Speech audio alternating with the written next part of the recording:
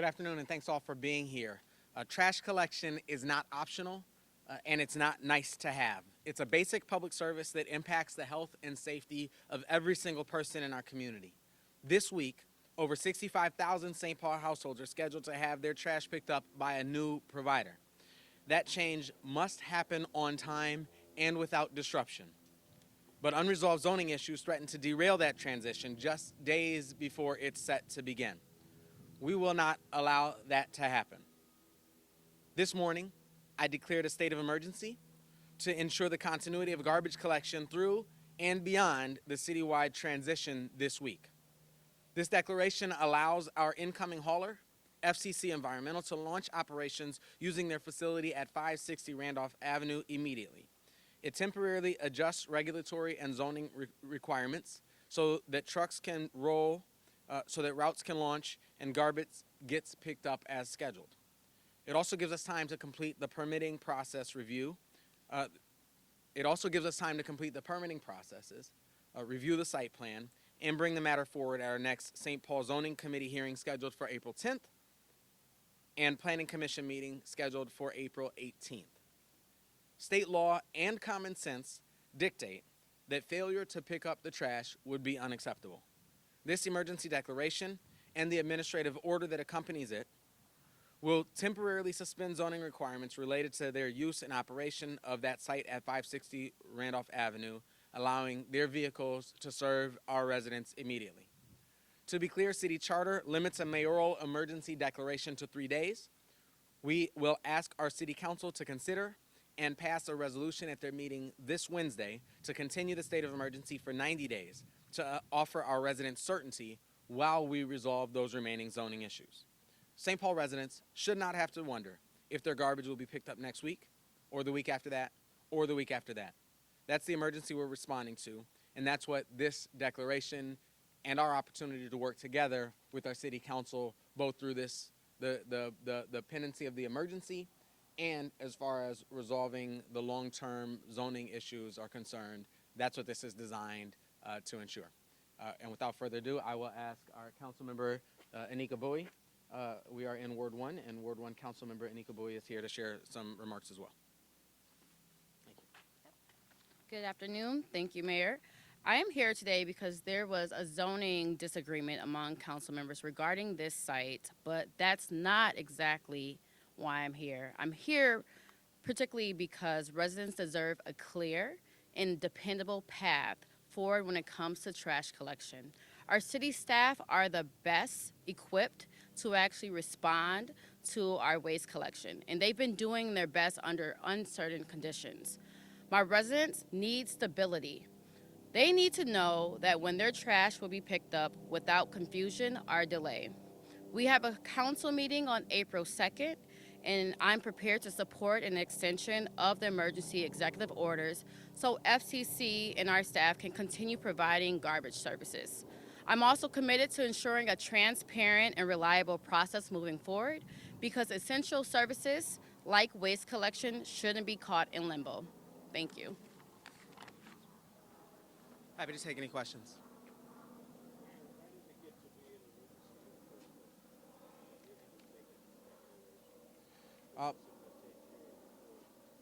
In an ideal world, all of this would have been taken care of before that. Because there are still site issues and zoning issues outstanding, those zoning issues prevent our staff from finalizing the site approval. Without a site approval, our Department of Safety and Inspection staff cannot permit the trucks. And so it became clear as we had our staff working together over the last couple of weeks to identify what remaining options we had available to us, that, again, as we do the work of the long-term disposition of that site on Randolph, that an emergency declaration would give us the most latitude and the most surety. There were other potential options that we considered that wouldn't necessarily guarantee. Our residents deserve a guarantee. They deserve to know that their trash hauling will continue like clockwork. As the council member said, our staff based out of this site is absolutely prepared to continue that moving forward. FCC is as well. We have to make sure that zoning disagreement at City Hall never interrupts our citywide trash hauling, and that's what this emergency declaration is designed to do. Mayor, what about all the people who live over there? Some of them are very upset by this and just think it could be located elsewhere, and they made some arguments that caught the attention of the city council. What about them? Do they have any chance of keeping this from becoming the facility that it's proposed to become? Again, and I'll ask you to sort of separate the issues. I am prepared to speak to kind of our approach to the long-term issues. The first question is how we ensure citywide hauling. It would obviously be a calamity for us to put citywide hauling in jeopardy or to allow an interruption or some type of service disruption. And everything that we're focused on today is centered around not allowing that to happen. With regard to the site, it is a I-1 zone site. Zoning in the city, it's zoned for light industrial use. Zoning in the city is determined to, designed to let us know where residential properties are allowed, where commercial properties, office properties, and industrial, and all those other types of things. Thank you, Councilmember Johnson, for joining us as well. We appreciate you being here too. As a I-1 industrial site, that site is zoned for industrial use, is zoned for light industrial use. The site that we're on today, for example, is a I-1 industrially zoned site that the city purchased in close proximity to residential homes who rely on the types of services that we provide from this site and other I-1 type of zone sites.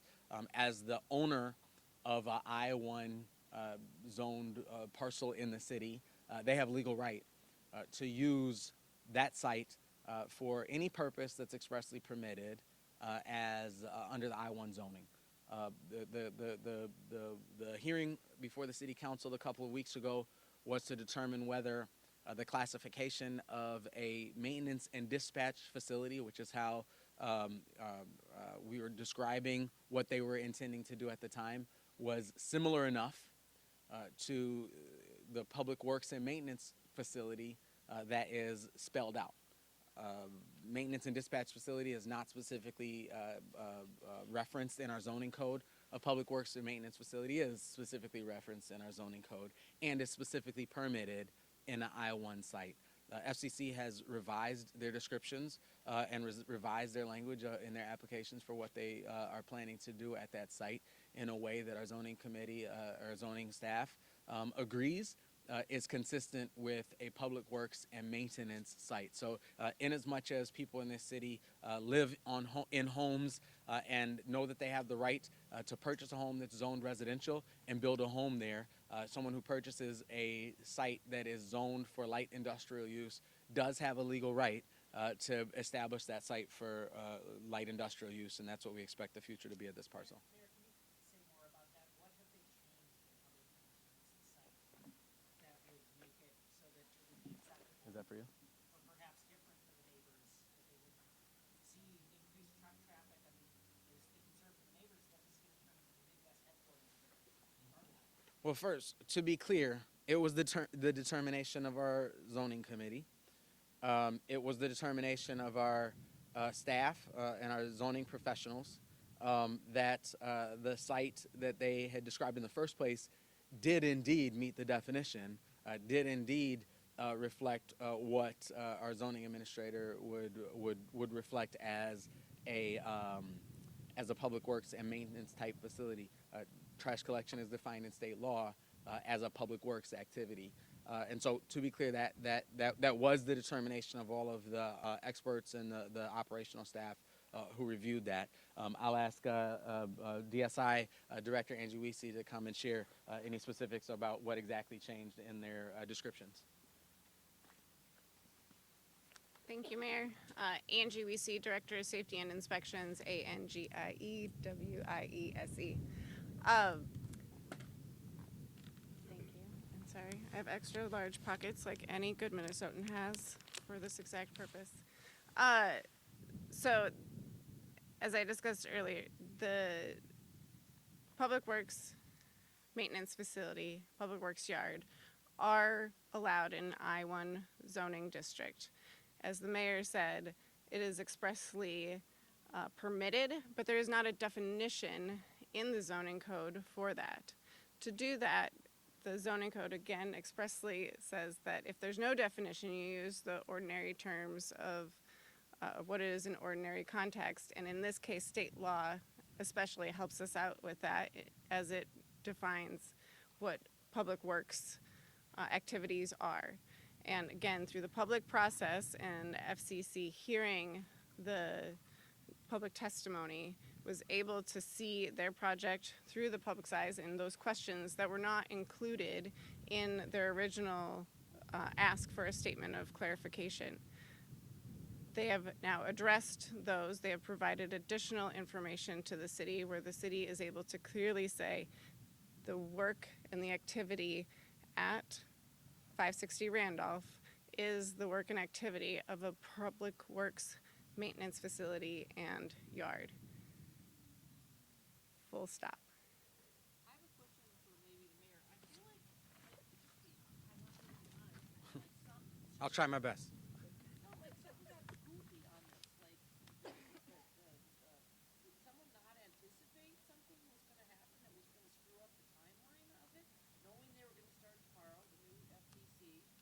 Like, we were just up there for half an hour with some of the powers that be behind the scenes and trying to understand why you're in the situation you're in, and could you have done something differently to have not gotten here? That's certainly possible, and that's something that we're going to absolutely be reviewing. I'll tell you, all of my focus has been on the most urgent task is ensuring that we are able to provide continuity of trash services for the 65,000 residents, 65,000 plus residents that are experiencing a transition this week. I think there is some postmortem for us to do to figure out kind of some of those things. Obviously, there's one significant thing that happened differently than anyone was expecting that has been widely covered in the news. I am appreciative of the way that we've been able to work with our city council members over the last couple of weeks to figure out, based on where we are right now, how do we carve a pathway forward. And like I said, I expect all these issues to be resolved for the long term so that we can continue operations as we, in the meantime, through the emergency declaration, as we find the long-term disposition. Well, the city council action, did that unexpectedly throw a wrench in the plans to get it done on time? I obviously disagree with the city council vote. I've shared that publicly. The city council has the right to use the information that they have in front of them. I believe they were given information that told them that the vote that they took would not impact operations. That inaccurately shared that with them. So we were expecting that to be to pass. We were expecting that to advance at that point in time. And yes, we had to shift our approach to this when that wasn't the case. Councilmember Lilly, can you explain, this council voted unanimously on this on March 21st? Why the change of heart? So, like the mayor had mentioned before, I think when council did make this vote, we heard from the public, and two of the things that had inaccuracies was the similar use. Was this same or similar use? And one of the issues that we heard was from residents is that there will be an increase in volume and it'll also be a different use in terms of refueling. Those concerns are still relevant today, but what's even more dire and more important is that people have their trash collected. And what's more important is that there's a site for our garbage trucks to be at so people know that there's not going to be a disruption in service. And then another thing about this is there is a difference in contracts. So we were all prepared April 1st to go into this new transition of trash operations. And with this change, you know, as a council and also the mayor, we have some time to actually work together to figure out what would be the change of action. But I know most importantly, if we already have a location at the 560 Randolph site and is already operating, we need to ensure that there's not a disruption to that.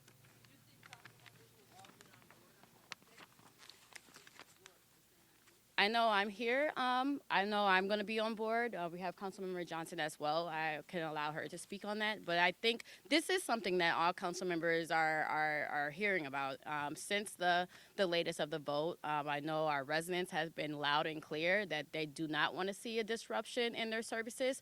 So I think it's not a change of heart. It's more so of we have to be practical. we have to be reasonable, and we have to make sure we're putting the residents first when it comes to their collection. And to be clear, and I said again, we sort of delineate two issues.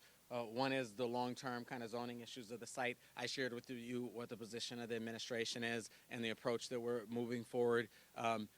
I expect there will continue to be disagreement where the long-term disposition of that site on Randolph is concerned. At the same time, I've been appreciative of the consensus that we have among elected leaders, among elected city leaders. I believe we have absolutely no more urgent task in front of us right now this week than ensuring the continuity of our trash hauling, that our residents are able to know with certainty that their trash is going to be picked up. And so we're making a distinction between those two tasks. On the latter, in terms of ensuring the continuity and agreeing and continuing the state of emergency, I fully expect to be able to work cooperatively with our city council to move that forward. But aren't you worried about a change from a council decision putting the city at legal risk? I'm sorry, can you clarify the question? Legal risk if you've got a neighborhood that's pretty angry.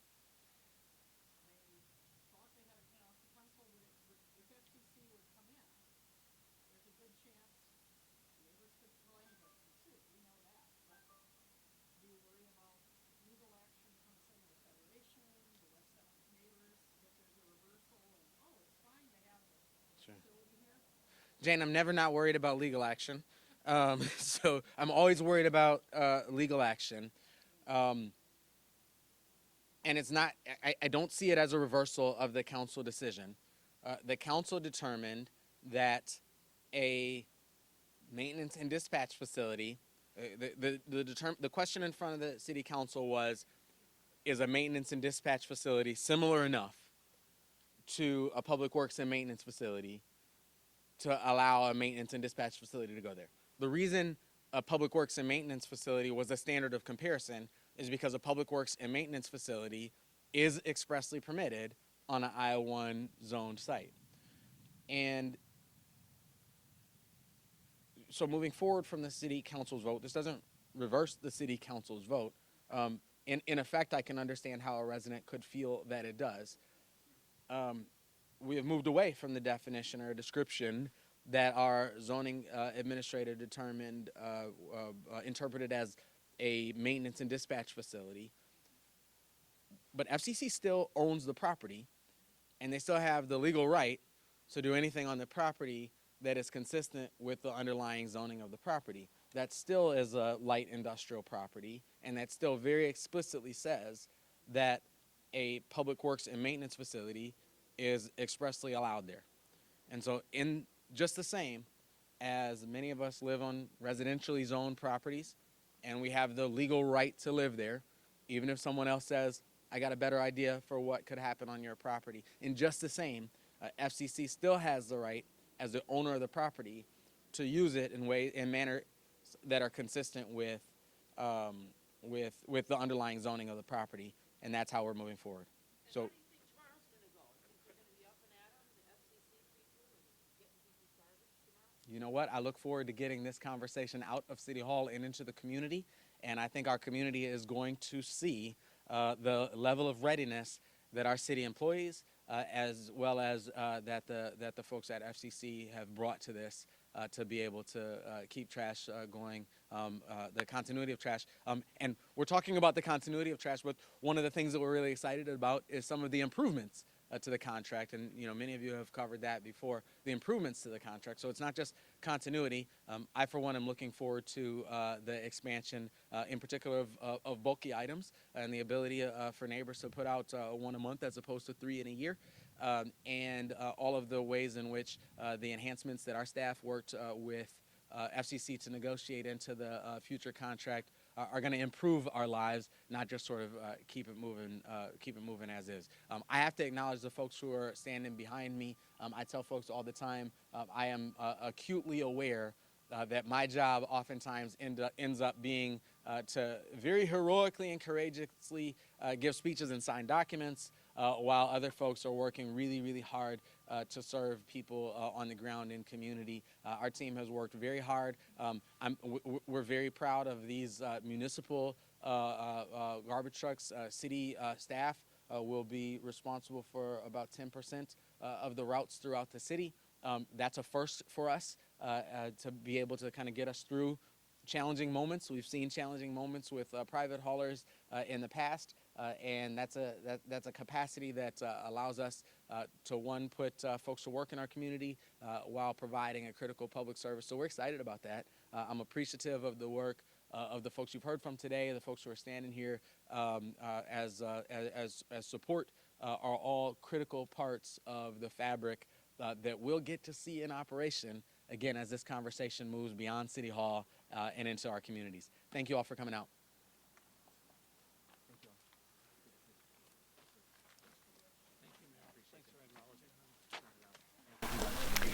You are watching KARE 11 News Now. I'm Jennifer Hoff, and you've been listening for the last 15 minutes or so to St. Paul Mayor Melvin Carter there talk about really what is boiled down to a garbage emergency in that city. So in the short term, what he's talking about here is that he has just today signed a state of emergency for the city to allow a new garbage hauler to start its contract in the city so that there isn't a disruption of services there for the 65,000 so residents who live in the city. The problem with that, though, is the state of emergency only lasts for about 3 days. So he's trying to get the city council on board here to vote that out further so that they can extend that, he said, for about 90 days as they start to sort of sort out this whole much larger issue.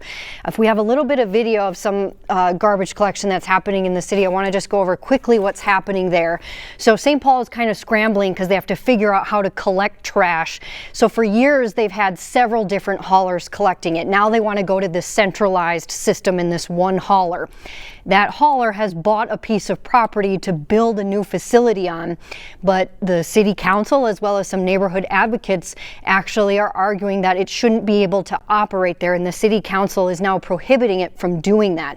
So there is a lot of questions, despite this contract starting tomorrow, that is still happening here to try to figure this out, to see if that hauler can in fact build something there to start its work. And other groups say, no, this is property that should be mixed use. It should have housing. It should have transit.